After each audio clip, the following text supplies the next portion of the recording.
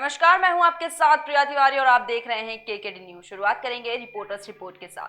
तो खबर उज्जैन से है, जहां पर कायथा के आसोर में भव्य राम मंदिर निर्माण एवं प्राण प्रतिष्ठा और श्री विष्णु महायज्ञ संपन्न हुआ। बता दें कि यज्ञ राजपुरोहित मनोज शर्मा, पूज्य संत श्री अर्जुन जी गौतम देवधाम कालूखेड़ी के पूज्य परिहार महाराज के आतिथ्य में यह यज्ञ संपन्न हुआ है। और इस अवसर पर पूर्व मंडी अध्यक्ष सौदान सिंह, सिसोदिया सरपंच राजेंद्र सिंह, डॉक्टर ईश्वर सिंह सहित बड़ी संख्या में श्रद्धालु उपस्थित रहे।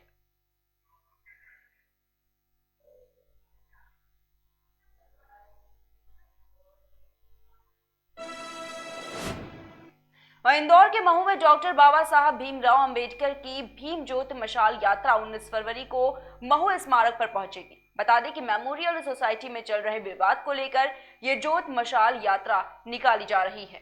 भारत के संविधान रचयिता डॉक्टर बाबा साहब भीमराव अंबेडकर मेमोरियल सोसाइटी में चल रहे विवाद के चलते भीम ज्योति मशाल यात्रा 15 फरवरी पुणे से शुरू होकर औरंगाबाद होते हुए 19 फरवरी को अंबेडकर स्मारक महू पहुंचेगी। ये जानकारी अंबेडकर मेमोरियल सोसाइटी के पूर्व सचिव मोहन राव वाकुड़े ने दी है।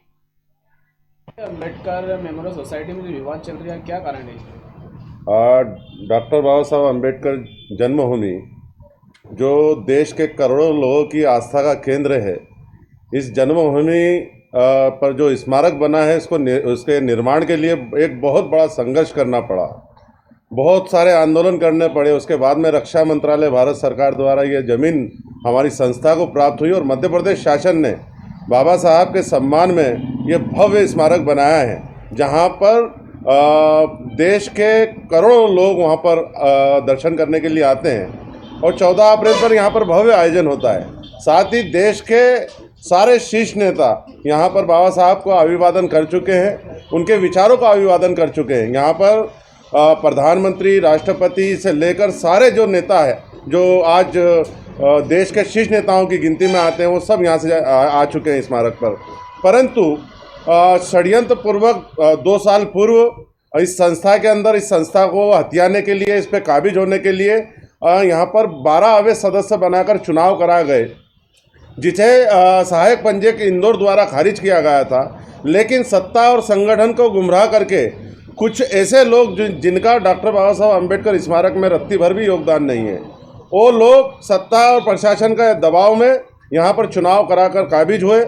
हमने उच्च न्यायालय की शरण ली। जो इस संस्था के संस्थापक सदस्य हैं, उन्होंने उच्च न्यायालय में शरण ली कि यह जो 12 नए सदस्य जो बनाए हैं, ये हमारी संस्था के रेगुलर मेंबर नहीं हैं, इनको चुनाव में वोट डालने से रोका जाए। लेकिन उसके बावजूद प्रशासन ने तानाशाही रवैया अपनाकर वहाँ पर चुनाव कराए। हम लोगों ने चुनाव का बहिष्कार करा। नई समिति जब वहाँ पर स्मारक पे अस्तित्व में आई, उन्होंने आते से ही वहाँ पर लाखों रुपए का भ्रष्टाचार शुरू कर दिया। 9 मार्च 2021 को जो 3 साल से वहाँ पर दान पेटी जो बंद पड़ी हुई थी, उसका ताला तोड़ के राशि निकाल ली। संस्था जो 1972 की पंजीकृत जो संस्था है, डॉक्टर बाबा साहब अम्बेडकर मेमोरियल सोसाइटी, उसके साथ भी खिलवाड़ कर वहाँ पर डॉक्टर बाबा साहब स्मारक निर्माण समिति के नाम से एक बैंक के अंदर खाता खोला और लाखों रुपए उस खाते में सदस्य बनाने के नाम पर लोगों से डोनेशन लिया गया। और जो स्मारक सरकार ने बनाया है, प्रशासन की देखरेख में बनाए हैं, वहाँ पर समिति ने बिगर प्रशासन और बिना सक्षम अधिकारी के अनुमति के लाखों रुपए के बिगर टेंडर निकाले वहाँ पर निर्माण कर दिए। इस समिति के सामाजिक संस्थाओं ने शिकायतें की है। उसके बावजूद प्रशासन ने यह कहा कि हमने चुनाव कराकर ये स्मारक समिति की बागडोर और नई समिति को सुपुर्द कर दी। इतनी गंभीर शिकायतें होने के बाद भी प्रशासन उस समिति के खिलाफ कार्रवाई नहीं कर रहा है। इसका रोष पूरे देश में है। इसी के विरोध में हम 19 फरवरी से यहाँ पर धरने पर बैठ रहे हैं कि इस समिति के खिलाफ जांच की जाए। जब तक जांच नहीं होती है, इनको सरकारी आयोजन से दूर रखा जाए। एक मशाल यात्रा साहब की जन्मभूमि पर षड्यंत्र पूर्वक कब्जा करने वाले लोगों के खिलाफ, जिनका साथ प्रशासन दे रहा है, जिन लोगों ने लाखों रुपए का भ्रष्टाचार किया, उसके खिलाफ आज पूना महाराष्ट्र से एक मशाल ज्योत यात्रा प्रारंभ की गई है। यह यात्रा पूना, औरंगाबाद, जलगांव, भुसावल, नेपानगर, बुरहानपुर इधर एक सामाजिक संदेश देते हुए बाबा साहब की पवित्र जन्मभूमि को बचाने के लिए एक संदेश देते हुए आएगी। और 19 फरवरी को यहाँ पहुँचेगी और 19 फरवरी से यहाँ पर सामाजिक कार्यकर्ताओं द्वारा यहाँ पर एक जन आंदोलन किया जाएगा।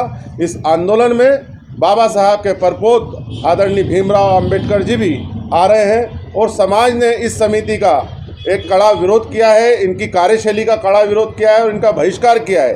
तो ऐसी जन आंदोलन में आपकी मांगे किस प्रकार की रहेगी? हमारी मांग स्पष्ट है कि इस समिति के खिलाफ जो गंभीर शिकायतें की गई है उसकी जांच हो। इस समिति के अंदर जो 12 लोग अवैध रूप से सदस्य बनाए गए थे कूट रचित दस्तावेजों के आधार पर, प्रशासन को चाहिए कि ये पूरे देश की अमूल्य धरोहर है बाबा साहब अम्बेडकर जन्मभूमि, पूरे देश के सर्व समाज के जो लोग हैं जो संविधान में आस्था रखते हैं, वो उन लोगों के सम्मान में शासन को गंभीरतापूर्वक इस समिति के ऊपर तत्काल कार्रवाई करना चाहिए और जांच बिठाना चाहिए। और जब तक जांच नहीं हो जाती तो इनको सरकारी आयोजन से इस समिति को दूर रखना चाहिए, हम लोगों की मांग है। वहीं कर्नाटक से शुरू होकर हिजाब का मामला अब तूल पकड़ता जा रहा है और इसी कड़ी में उत्तर प्रदेश के शहर आगरा में भी हिंदू संगठन हिजाब के विरोध में आगे आ रहा है।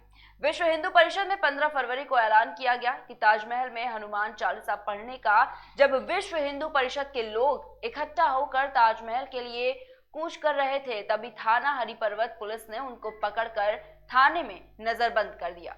उसके बाद थाने में विश्व हिंदू परिषद के और भी कार्यकर्ता इकट्ठा हो गए और नारेबाजी शुरू कर दी। वहीं विश्व हिंदू परिषद के ब्रज प्रांत महामंत्री आशीष आर्य ताजमहल पर हनुमान चालीसा पढ़ने को लेकर अपनी जिद पर अड़े हैं। विश्व हिंदू परिषद की महिला कार्यकर्ता रीना सिंह ने शिक्षा के मंदिर में हिजाब पहनने का विरोध किया और कहा कि स्कूल कॉलेज का अपना एक ड्रेस कोड होता है, वहां स्कूल ड्रेस पहनकर ही जाना चाहिए क्योंकि हिंदुस्तान में संविधान चलता है, सरिया नहीं। और साथ ही ये भी कहा कि कर्नाटक में जो हिजाब को लेकर प्रदर्शन हुआ वो पहले से सुनियोजित था, जिसे PFI popular front of India ने प्रायोजित किया रखा था। और उन्होंने ये भी कहा कि पीएफआई एक आतंकवादी गतिविधि वाली संस्था है जिसे भारत में ही नहीं पूरे विश्व में बैन करना चाहिए। भैया मैं रीना सिंह हूँ और मैं हिंदू बेटी हूँ।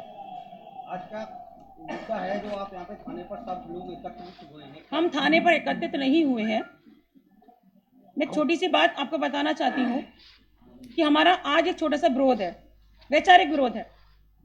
ताजमहल जो कि पुरातत्व विभाग के अंडर में आता है, सरकारी प्रॉपर्टी है, वहाँ कोई व्यक्ति भगवा पहन के नहीं जा सकता। आज तक किसी भी हिंदू ने इस चीज़ का विरोध नहीं किया क्योंकि वहाँ उनके नियम लागू होते हैं।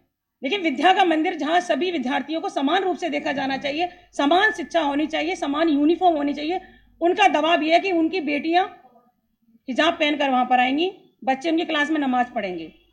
अगर वो भारत के संविधान को नहीं मानते हैं तो हम भी फिर उनके किसी भी कानून और नियम और शरीयत को नहीं मानते।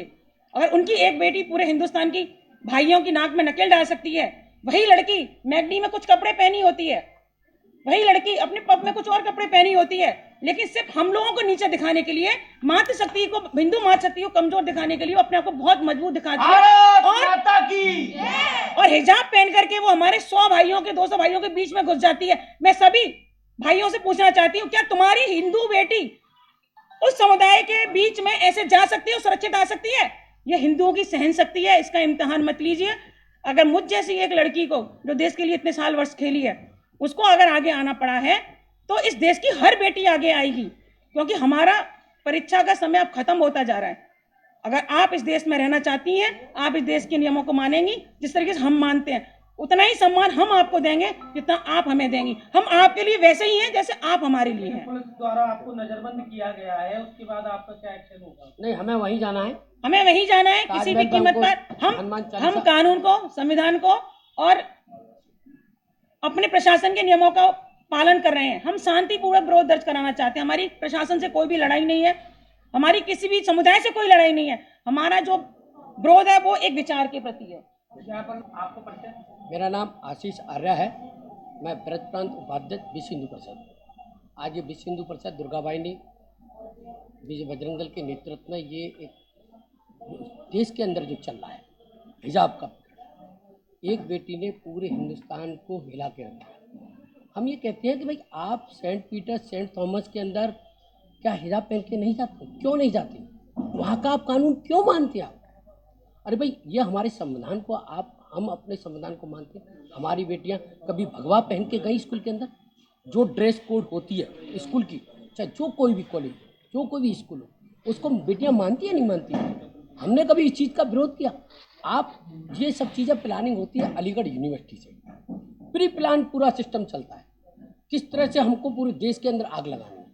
ये हमारे हिंदुत्व की परीक्षा, वो हमारी परीक्षा लेते हैं। हम 90 करोड़ हिंदू हैं, 90 करोड़ों की परीक्षा वो दुर्गा वाहिनी की बेटियों की परीक्षा ना लें। हमारी बेटियां चिंगारी हैं, उनकी एक बेटी अगर इस तरह की भावना पैदा कर सकती तो हमारी तो हजारों बेटियां। आज मेरे साथ सैकड़ों बेटियों के साथ मैं ताजमहल जा रहा था सुंदर हनुमान चालीसा का पाठ पढ़ने के लिए, लेकिन प्रशासन को कहीं से घेराबंदी करके उन्होंने मुझे न्यू आगरा से और यहाँ हरिपर्वत तक मुझे नज़रबंद किया गया और ये थाने में डाला। लेकिन मैं आज भी अभी भी आपसे कहना चाहता हूँ कि मैं हनुमान चालीसा ताजमहल के अंदर ही जाके पढ़ेंगे हम बेटियाँ, कितनी देर में भी छोड़े प्रशासन, उसके बाद हम सीधे ही ताजमहल जाएंगे। यही हमारा बताया जा रहा है कि सारे हिजाब प्रकरण के पीछे PFI जो कि एक संस्था है उसका पूरा हाथ है, वही उन्हीं ने ट्रेनिंग दी। इसके बारे में आप क्या कहना चाहेंगे? मैंने क्या कही, हमारे पास भी बहुत संस्थाएं हैं, वो जिस तरह से आतंक भी, मैंने क्या कही, अलीगढ़ यूनिवर्सिटी, वहाँ से सारे अल्पसंख्यक का जो भी जिस तरह की घटनाएं घटती हैं वो वहीं से तत्पर तैयार होता है, वहीं से प्री प्लान है। जितनी भी आतंकवादी घटनाएं देश के अंदर घटती हैं वो वहीं से होती हैं। हथियार जितने भी आते हैं जम्मू कश्मीर के माध्यम से, कपड़े में धर के, वो अलीगढ़ यूनिवर्सिटी के अंदर से ही पूरा प्री प्लानिंग सिस्टम को तैयार किया जाता है, वहीं से पूरे देश के अंदर विभाजन किया जाता है। हथियारों का हो, बम्बों का हो, जिस तरह की पिछली बार भी अभी 14 अभी निकल के नहीं गई है, कल 14 तारीख हमारे 40 सैनिकों का सरेआम निस्सन हत्या कर दी गई। वो एक हत्या थी, वो जो वीर सिपाही थे वो, लेकिन उनकी एक हत्या की गई। वो प्री प्लानिंग जम्मू कश्मीर से पाकिस्तान चली थी, वो सारी अलीगढ़ यूनिवर्सिटी। हम मेरा कहना है कि जैसे JNU के अंदर अभी जिस तरह का सिस्टम पैदा किया, ऐसी अलीगढ़ यूनिवर्सिटी के अंदर एक वाइस चांसलर हमारा हिंदू होना चाहिए और वो पूरी व्यवस्था को मैनेज करे। क्या PFI और CPI को बैन करना चाहिए? बैन करना चाहिए। मैं फिर कहना चाहता हूँ, PFI NIA की रिपोर्ट है ये कि लव जिहाद के पीछे जो पूरा स्कैंडल था उसमें PFI की पूरी भूमिका केरल से शुरू हुआ। PFI पूरे आतंकवादी गतिविधियों में लिप्त है और बताता अपने आप को छात्र संगठन है। तो ऐसे छात्र संगठन को मैं कह रही हूँ इंडिया से ही नहीं पूरे विश्व से उसे बिल्कुल देखिएगा, पूरे देश के अंदर कम्युनिस्टवाद बंगाल से आता है, JNU में भर्ती हो जाता है। मैं ये कहना चाहता हूँ देश के प्रधान सेवक से इस तरह की व्यवस्था की जाए। आप कहीं से भी पढ़ के आइएगा, आप यूनिवर्सिटी का एक सिस्टम। वहीं तमिलनाडु में 12वीं की छात्रा लावण्या द्वारा सुसाइड किए जाने का मामला थमने का नाम नहीं ले रहा है।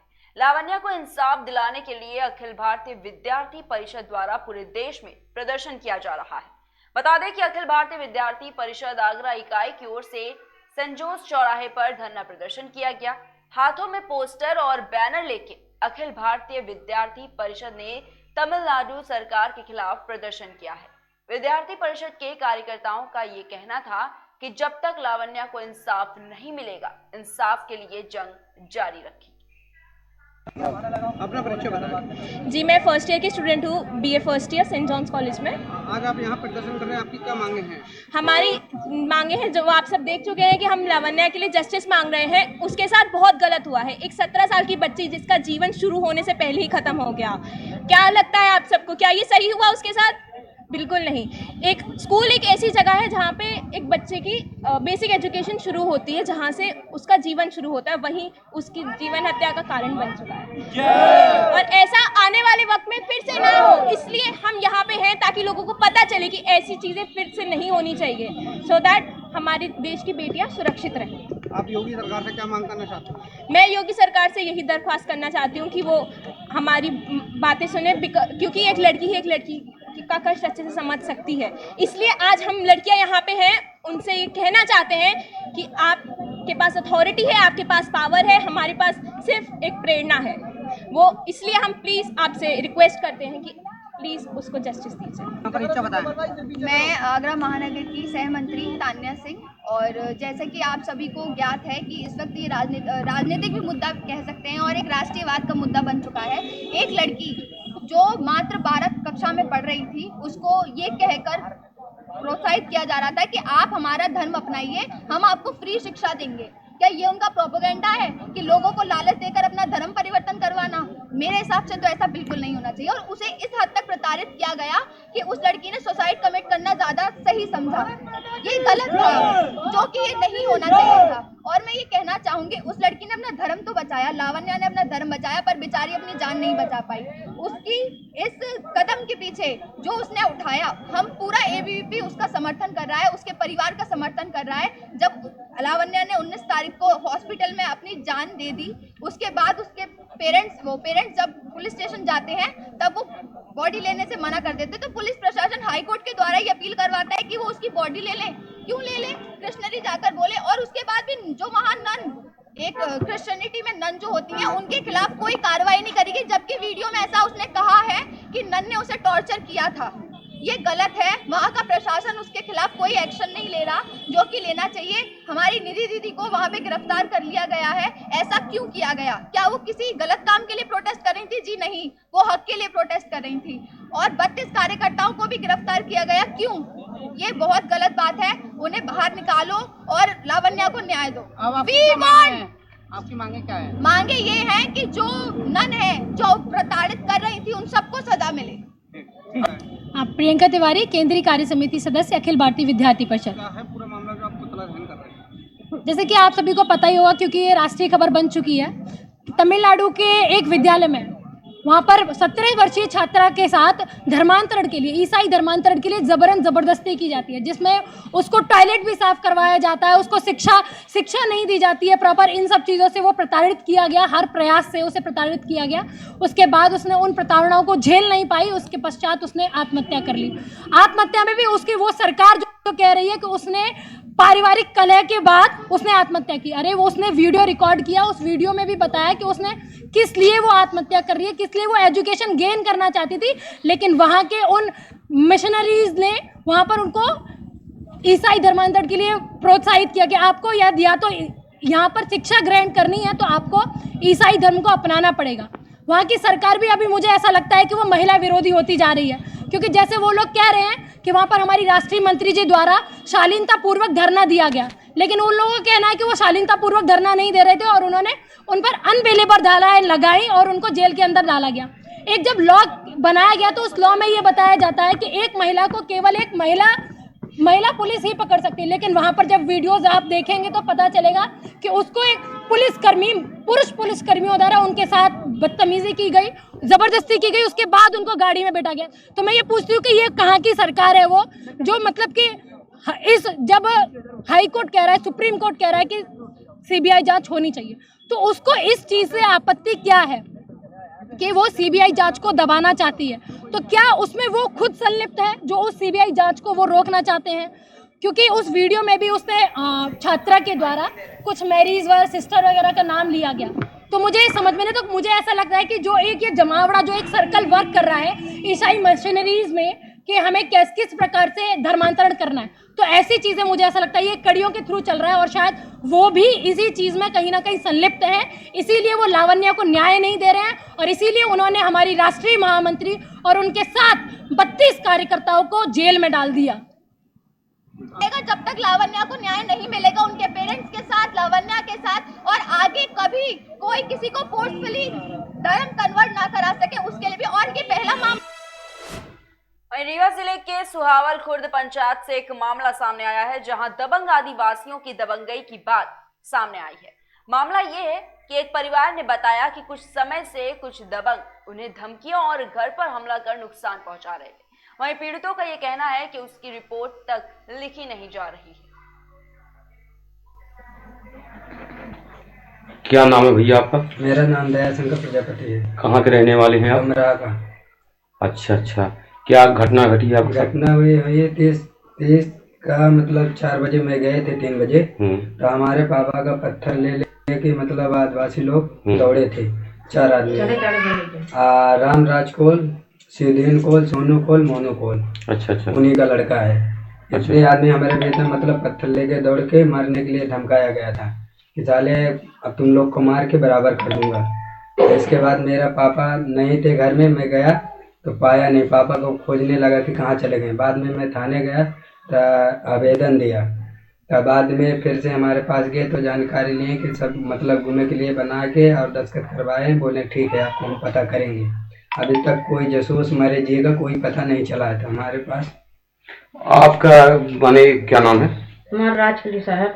अच्छा अच्छा, ये गायब हुए तो कौन है आपके? ये हमारे पत्नी है। पति है। कब से गायब हुए हैं? 30 तारीख से माने गायब हैं। हम रहन दवा कराने गए लड़का के साथ। तो ये पता लगा कि माने बाप का मारे दौड़े रहे, बाप पता नहीं कहाँ घूम गया, कहाँ आज तक पता नहीं लग गया। हेरी थे तो मिलत नहीं लगा ही तो हम सियान तक देखन सही बात रही। नहीं तो किसके ऊपर आपको शक है? हमके शक दिया है कि पतो लड़की हमको मारा गया, थाने में कोई सुनाई नहीं किया। ऐसे उनके धमकी अब तक ही कि माने अब तक मारोगे। एक ठो लड़का रहा वो बच्चा वहू का मुंह ठजाली उसे मारे गए, मट्टी नहीं दे रहे हैं। और उतने में ये सोच लें कि चला होगा जब होगा तब होगा। तब वो माने वो इतने में अब सोचा था कि घर में कोई नहीं रहे तो हमारे पति जी को मार के निकाला गया। पत्थर लेके गया थाने, तो थाने वाले रिपोर्ट नहीं लिखी, चले आए रात के चले आए कि जब हो गया नहीं लिखा पाई तो हम चले गए। अब फिर होके 3 रोज बाद 30 तारीख को निकले। कितने दिन पहले की रिपोर्ट करने गए थे? कितने दिन पहले घटना जो रिपोर्ट करने थाने में? 30 तारीख के। अच्छा, उसके बाद फिर घर गए या उसके बाद घर से फिर लापता? हाँ, घरे गया, घरे से माने निकले। अच्छा, फिर नहीं आए लौट के? अच्छा, ये कहने का मतलब आप किसके ऊपर शक कर रहे हैं? हम शक ये कर रहे हैं कि वो जो हमारे विरोध थे रामराज कोल, सुदेन कोल, सोनो कोल, मोनो कोल, ये 4 आदमी के अलावा कोई आदमी नहीं किया है। इन्होंने किया जो किया? ये नहीं किया है। हमारा पहला मारपीट यही किया था, 3 ही लोग किया है। कोई दुश्मनी आपकी? दुश्मनी इसी से थी, पुरानी दुश्मनी? हाँ, पुरानी दुश्मनी इसी 30/9/2020 का हाल है। अच्छा, ये पुरानी 2 साल पहले घटना है ना? 2 साल पहले का है। तो कोई हमें सुनाई नहीं की गई, न कोई पकड़ धर किया गया। वैसे मुजरिम भाग रहा है, हम लोग दवाई कराते फिरते मर रहे हैं। अच्छा, गरीब लोग क्या चाहते? शासन प्रशासन किस तरह सहयोग चाहते हैं? हम सहयोग ये चाहते हैं सर कि मेरा निराकरण किया जाए, कि हमारा पापा मिल जाए। और नहीं पनवार थाने में नहीं भाई, ये गुमशुदा। हाँ, ये एक व्यक्ति हैं, सुहावल के रहने वाले हैं। वो थाने अक्सर आना जाना करते रहते थे। थाना प्रभारी के इस संबंध में है जानकारी। 10-15 दिन पहले चले गए थे कि मोबाइल घर पे रख के। तो इनकी पत्नी ने अभी कल परसों में परिवार के लोगों ने कुछ आशंका व्यक्त की कि हमारे पड़ोस में कुल समाज के लोग रहते हैं और हमको आशंका है कि इनके द्वारा तो नहीं उनके साथ कुछ कर दिया गया। थाना प्रभारी ने मामले को संज्ञान में ले लिया है और संदेहियों से पूछताछ भी कर रही है, साथ में उनकी तलाश भी की जा रही है। तो पत्नी कहा था कि थाना में रिपोर्ट नहीं लिखा है, बना देते हैं। नहीं, थाने में रिपोर्ट लिखी है, गुमशुदा की रिपोर्ट लिखी है। 10-15 दिन से गए हुए हैं और थाना प्रभारी ने पतासाजी के प्रयास भी किए हैं। परिवार के लोगों से भी जानकारी ली जा रही है, उनकी रिश्तेदारियाँ पतासाजी की जा रही है। जहाँ जहाँ संभावना मिल रही है वहाँ पता कर रहे हैं। अब इन्होंने शंका व्यक्त की है कि पड़ोस के लोगों ने तो नहीं उनके साथ कुछ कर दिया। तो पुलिस इस संबंध में भी जाँच कर रही है। पुलिस को बहुत सारे लोगों से जानकारी मिली है पूछताछ के दौरान कि उनकी मानसिक स्थिति भी। वहीं पूरे देश और दुनिया में 14 फरवरी को वैलेंटाइन डे के रूप में मनाया जाता है। वहीं हमारे देश में 14 फरवरी पुलवामा के शहीदों के नाम पर यादगार हो गई। 44 जवानों की शहादत को देखते रीवा के युवाओं ने 14 फरवरी को वैलेंटाइन डे की जगह पर पुलवामा दिवस करने की सरकार से मांग की और साथ ही रीवा के विवेकानंद पार्क में एकत्र होकर शहीदों को याद किया और उन्हें श्रद्धांजलि अर्पित की। कि सभी लोग जानते हैं 14 फरवरी 2019 में पुलवामा आतंकी हमला हुआ था, जिसमें हमारे देश के 44 लोग शहीद हुए थे।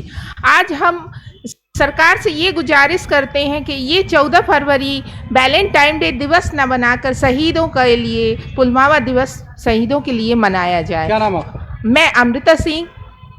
मेरा नाम अनीता साकेत है। आज हम लोग नगर निगम के सभी टीम मेंबर यहाँ उपस्थित हुए हैं स्वामी विवेकानंद पार्क में। आज के दिन जो हमारे वैलेंटाइन डे के दिन सभी प्रेमियों लोग मनाए जाते, हम वो वैलेंटाइन डे ना मना के आज हम पुलवामा शहीद जो हमारे शहीद जवान देश के सिपाही शहीद हुए हैं, 44 हमारे शहीद जवान। चुनावी माहौल चल रहा है। प्रत्याशी अपने अपने विधानसभा सीट पर मजबूती से प्रचार प्रसार करने में लगे हुए हैं और इसी क्रम में हमारी टीम जनपद देवरिया 341 विधानसभा सलेमपुर के बीजेपी प्रत्याशी विजय लक्ष्मी गौतम से मिलने पहुंची। हमारे संवाददाता शहबाज खान वहां पर पहुंचे और उन्होंने खास बातचीत की। नमस्कार, आप देख रहे हैं KKD न्यूज। हम इस वक्त मौजूद हैं जनपद देवरिया के सलेमपुर विधानसभा में।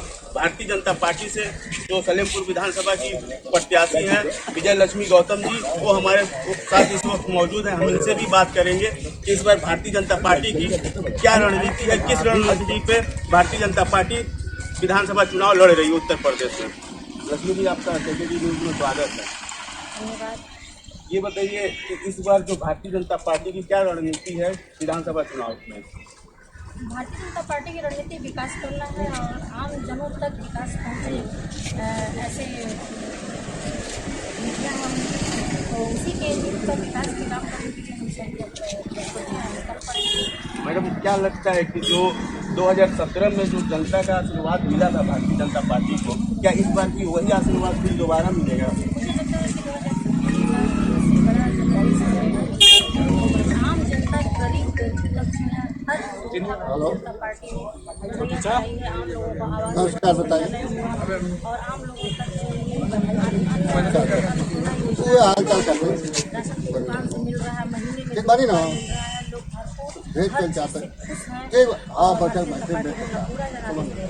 मैडम, आप भी एक महिला हैं, महिला सुरक्षा पे क्या करेंगे? महिला सुरक्षा ठीक है और अभी सरकार आ रही है, लग रहा है के द्वारा कुछ काम बताया जा रहा है, उसकी भारतीय जनता पार्टी अस्वस्थ है, महिला किसान नौजवान सभी। आपको क्या लगता है कि इस वक्त उत्तर प्रदेश में महिला सुरक्षित है? बिल्कुल महिलाएं सुरक्षित हैं, तभी तो यहाँ की बेटियाँ दिल्ली लखनऊ कलकत्ता कहीं भी जा करके पढ़ रही हैं, शिक्षा ग्रहण करें, कहीं काम कर रही हैं, नौकरी कर रही हैं। मैडम, हाथरस और उन्नाव के मामले में? हाथरस और उन्नाव की घटना बहुत ही दर्दनाक है, लेकिन इसकी सरकार पूरी जांच कर रही है और जो भी उसका दोषी होगा उसके।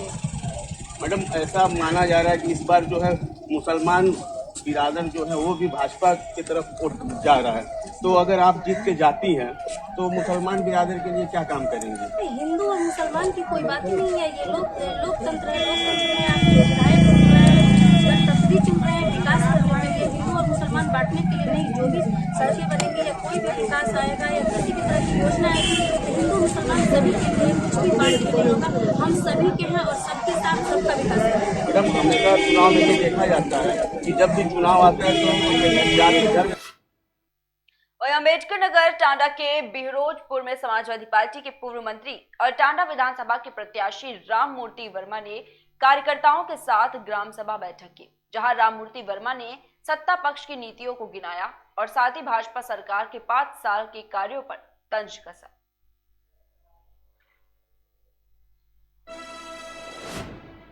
वहीं जनपद हाथरस के विधानसभा 76 से बहुजन समाजवादी पार्टी के प्रत्याशी संजीव काका ने जनपद हाथरस के सासनी में इंद्राणी गार्डन में एक जनसभा का आयोजन किया, जहां संजीव काका ने सभा को संबोधित किया। जनसभा में पार्टी के सभी कार्यकर्ताओं और पदाधिकारी भी मौजूद रहे।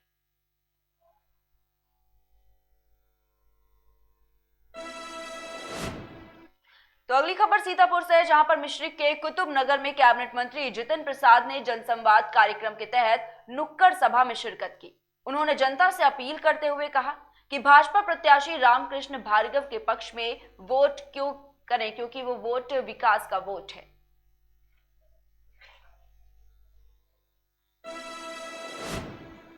फिलहाल के बुलेटिन में इतना ही। देश और दुनिया की तमाम बड़ी खबरों को देखने के लिए देखते रहिए KKD न्यूज़।